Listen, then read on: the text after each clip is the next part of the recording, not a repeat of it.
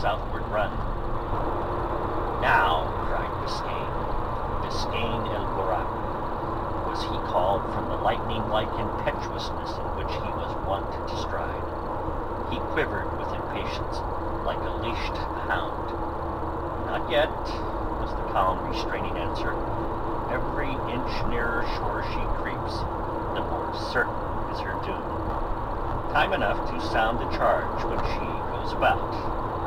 Give me to drink, Abaid," he said to one of his negroes, whom in irony he had dubbed the White.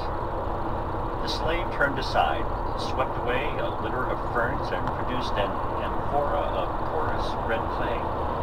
He removed the palm leaves from the mouth of it and poured water into a cup. Sakr el-Bahr drank slowly, his eyes never leaving the vessel, whose every rat line was clearly defined by now in the pellucid air. They could see men moving on her decks, and the watchmen stationed in the foremast fighting top. She was not more than half a mile away when suddenly came the maneuver to go about. Sakr el-Bahr leapt instantly to his great height and waved a long green scarf. From one of the galleys behind the screen of rocks, a trumpet rang out in immediate answer to that signal. It was followed by the shrill whistles of the boatswains, and that again by the splash and creak of oars, as the two larger galleys swept out from their ambush. The long-armored poops were aswarm with turbaned corsairs, their weapons gleaming in the sunshine. A dozen, at least, were astride of the cross-tree of each mainmast, all armed with bows and arrows, and the rat lines on each side of the galleys were black with men who swarmed there like locusts, ready to envelop and smother their prey. The suddenness of the attack flung the Spaniard into confusion. There was a frantic stir aboard her, trumpet blasts and shootings and wild scurryings of men hither and thither to the posts to which they were ordered by their too reckless captain. In that confusion, her maneuver to go about went all awry, and precious moments were lost, during which she stood foundering with idly flapping sails. In his desperate haste, the captain headed her straight to leeward, thinking that by running thus before the wind, he stood the best chance of avoiding the trap. But there was not wind enough in that sheltered spot to make the attempt successful.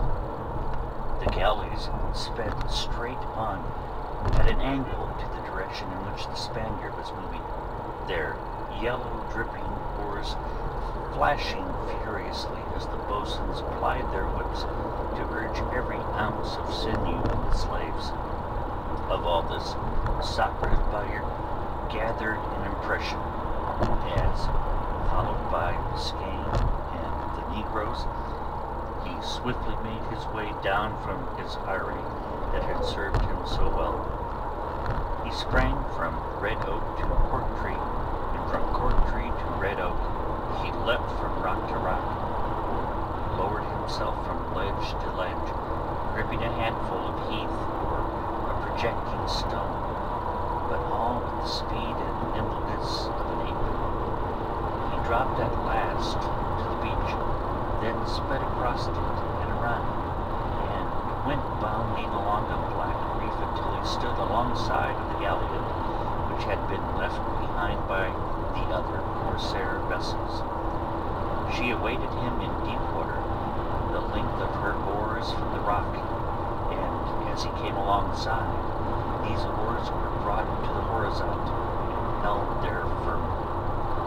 He leapt down upon them, his companions following him, and using them as a gangway, reached the bulwarks. He threw a leg on the side and lighted on a decked space between two oars and two rows of 6 slaves that were many each of them. Biscayne followed him, and the negroes came last. They were still astride of the bulwarks when Sakr el-Bahr gave the word. Up the middle gangway ran a boatswain, and 2 of his mates cracking their long whips